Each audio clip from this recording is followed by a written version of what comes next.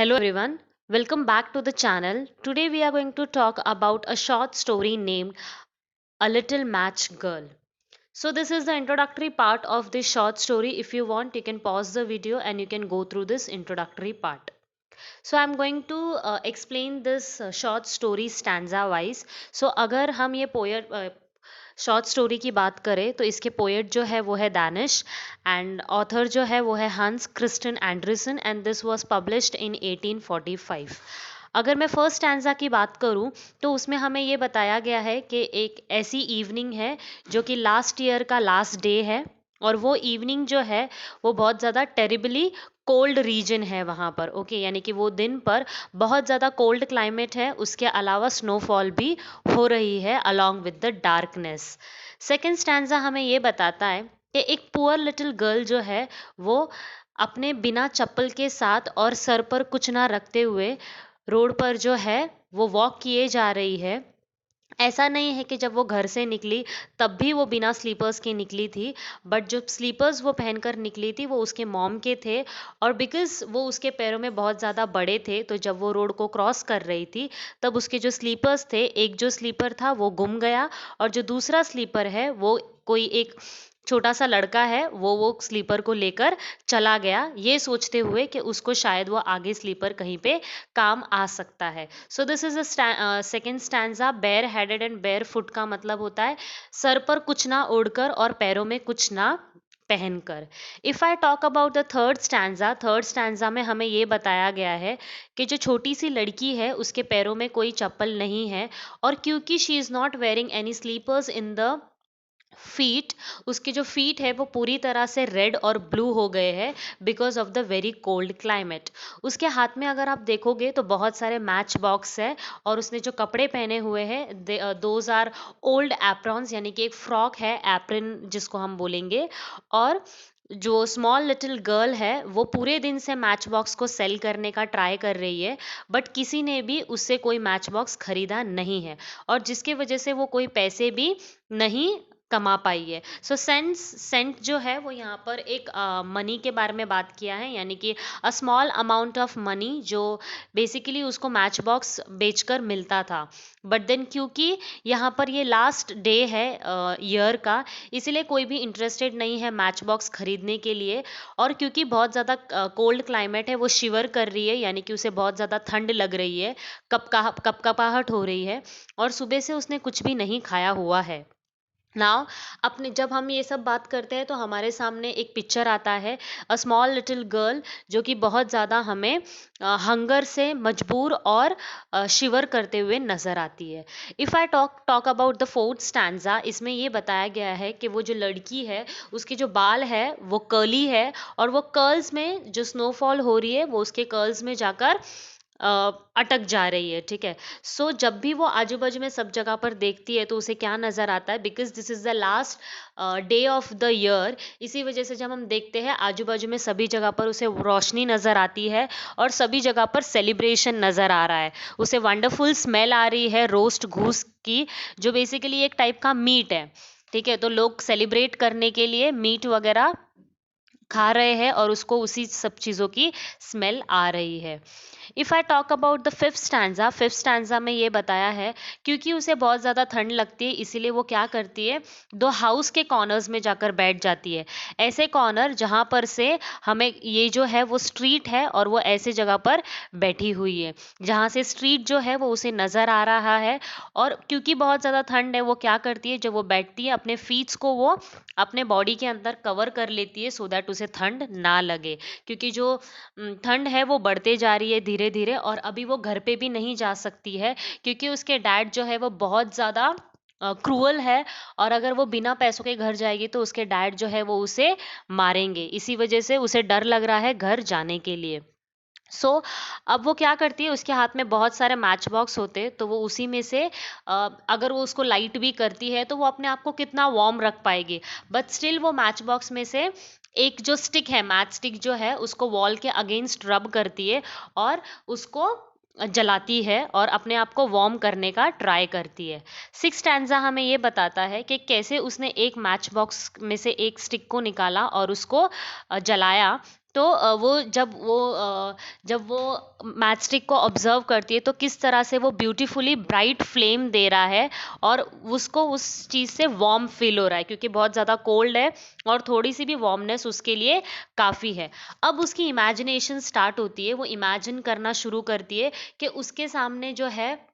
वो fire stove है, जिसके कारण उसको क्या लग रही है, बहुत ज़्यादा अभी वार्म फील होने लग गया है, and she is feeling comfortable in that climate. तो वो इमेजिन कर रही है कि उसके सामने एक फायर स्टोव है, और इसी वजह से वो अपने पैर जो है वो बाहर निकालती है ताकि उनके पैर को भी वार्म फील होने लगे। बट जैसे ही उसकी जो मैच स्टिक होती है वो जैसे ही बुझ जाती है, वैसे ही उसकी जो पूरे स्टोव के सपने होते हैं वो वैनिश हो जाते हैं, यानी कि गायब हो जाते हैं। जैसे ही उसकी जो बर्न मैस्टिक है, उसकी जो आग है वो चली गई है, ठीक है। तो अभी उसके हाथ में क्या रह गया है, वही एक बर्न्ड मैचस्टिक उसके हाथ में रह गई है, क्योंकि उसका जो वंडरफुल सपना था वो किसी तरह से वैनिश हो गया है। Now if I talk about the seventh stanza, वो फिर से एक न्यू मैचस्टिक निकालती है और उसको वॉल के अगेंस्ट रब करती है। अब उसे वो ब्राइट सी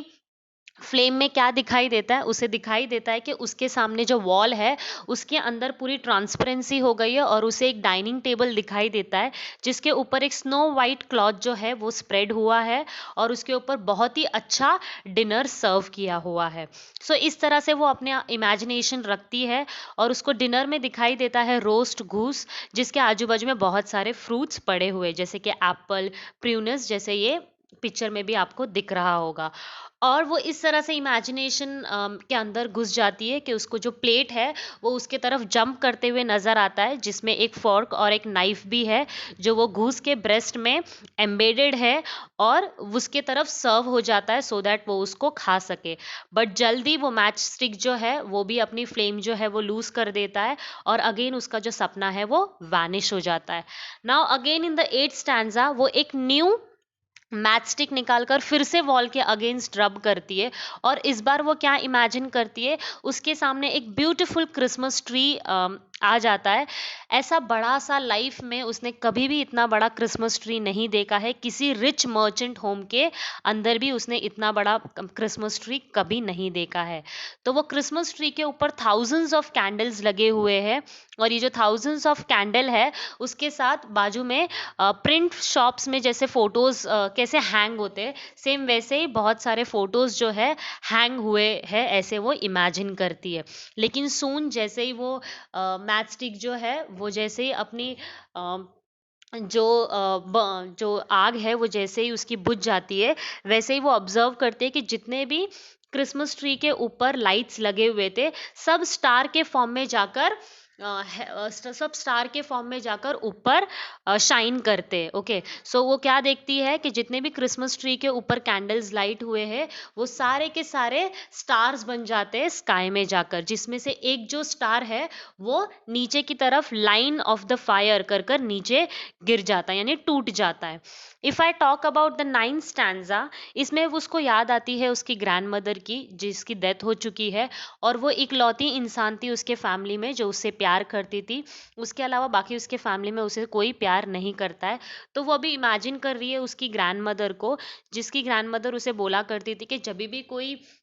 स्टार जब स्काई से नीचे गिरता है तो वो हमेशा ये बताता है कि कोई एक जो सोल है वो गॉड गॉड को गिफ्ट होने वाला है। सो द 10th स्टैंजा ये बताता है कि अगेन वो एक न्यू मैच स्टिक निकालती है और उसको रब करती है अगेंस्ट द वॉल, और इस बार वो किसे इमेजिन करती है, अपनी ओल्ड ग्रैंड मदर को इमेजिन करती है। और उसे पता होता है कि जैसे ही ये जो मैच स्टिक है जैसे ही ये बुझ जाएगा, उसकी ग्रैंड मदर जो है वो बाकी सारे जैसे एक वार्म स्टोव और क्रिसमस ट्री और वो जो डिनर सेट था, जैसे वो सब वैनिश हो गए, वैसी उसकी ग्रैंड मदर भी वैनिश हो जाएगी। This is all about the 10th stanza. 11th stanza हमें ये बताता है कि वो नहीं चाहती है कि उसकी ग्रैंड मदर उससे दूर जाए, और इसी वजह से वो क्या करती है, जितने भी मैच स्टिक्स होते हैं वो मैच बॉक्स में पूरा बंडल वो यूज करती है और एक साथ उसे लाइट कर देती है। तो क्या हो जाता है, उसकी जो ग्रैंड मदर है वो उसको उससे दूर ना जाए, यही उसकी कोशिश है। 12th स्टैंजा हमें ये बताता है कि क्योंकि उसने बहुत ज़्यादा मैच स्टिक्स जो है वो एक साथ जला दिए, बहुत ज़्यादा ब्राइट हो जाता है, डे लाइट जैसे जलती है सेम वैसे ही बहुत ज़्यादा ब्राइट एनवायरनमेंट हो जाता है और उसकी जो ग्रैंड मदर है वो इतनी ज़्यादा ग्रैंड एंड ब्यूटीफुल उसे दिखने लगती है, और वो अब उसकी ग्रैंड मदर से जाकर उसके आर्म्स में उन्हें हक कर लेती है, और वो चाहती है उसकी ग्रैंड मदर के साथ वो भी चली जाए। तो वो अपनी ग्रैंड मदर से बोलती है कि मुझे भी आपके साथ लेकर चलो, और ऐसे ही क्या हो जाता है, ग्रैंड मदर्स उसे उनकी आर्म में लेकर अबाव द अर्थ फ्लाई करना शुरू करते हैं। तो उन्हें ऐसी जगह पर जाना है जहाँ पर कोल्ड भी ना हो, हंगर भी ना हो और फियर भी ना हो, ऐसी जगह जहाँ पर भगवान हो। तो बेसिकली वो हेवन में जाने की बात कर रहे हैं। In the 13 stanza we will observe कि वो जो है वो बेसिकली अपने ग्रैंड मदर को इमेजिन करते हुए हेवन में चली गई है। और जब कॉर्नर में हम देखेंगे नेक्स्ट डे पे, जो न्यू ईयर का डे है, उसमें जब लोग देखते हैं तो क्या होता है कि एक कॉर्नर में एक लड़की है जो फ्रोजन हो चुकी है, और उसके रेड चीक्स के साथ एक फेस पर स्माइल है, जिसे देखकर लोगों को ये लगता है कि वो बहुत ज़्यादा अपने आप को वार्म करने की कोशिश कर रही थी, क्योंकि उसके हाथ में जो है वो बंडल्स ऑफ मैच स्टिक्स थे जो कि बर्न थे, और इसी वजह से लोगों को ऐसे लगने लगता है कि वो अपने आप को वार्म करने की कोशिश कर रही थी, जिसकी वजह से उसको एक पैथेटिक लाइफ जो था वो अपनी लूज कर चुकी है, और बेचारी उसकी वजह से उसकी डेथ हो गई। बट रियल स्टोरी जो होती है पीछे वो ये होती है कि वो खुद ही चाहती है कि वो अपने ग्रैंड मदर के साथ हेवन में चली जाए, क्योंकि उसको ऐसा लगने लगता है कि उसकी जो अर्लियर लाइफ थी उससे कहीं ज़्यादा अच्छी लाइफ उसको आफ्टर डेथ मिलेगी। So the last stanza stage कि जो भी लोगों की इमेजिनेशन है उसमें लोग ऐसे इमेजिन करते हैं कि वो जो स्मॉल लिटिल गर्ल है वो बेचारी की डेथ हो गई है, but then behind the story ये कुछ इस तरह से है कि वो बहुत ज़्यादा खुश है अपनी ग्रैंड मदर के साथ जाकर, क्योंकि उसका एक न्यू ब्राइट ईयर स्टार्ट होने वाला है। So at the end of the story, अगर मैं मॉरल ऑफ द स्टोरी की बात करूँ तो उसमें हमें सिर्फ इतना पता चला है कि ज़रूरी नहीं है कि अर्लियर लाइफ सबकी अच्छी हो एंड आफ्टर डेथ किसी की न्यू बिगनिंग ना हो। ये स्टोरी हमें यही सिखाता है कि after death also it can be a new beginning for the life in the haven. So I hope you have enjoyed watching this video. Thank you.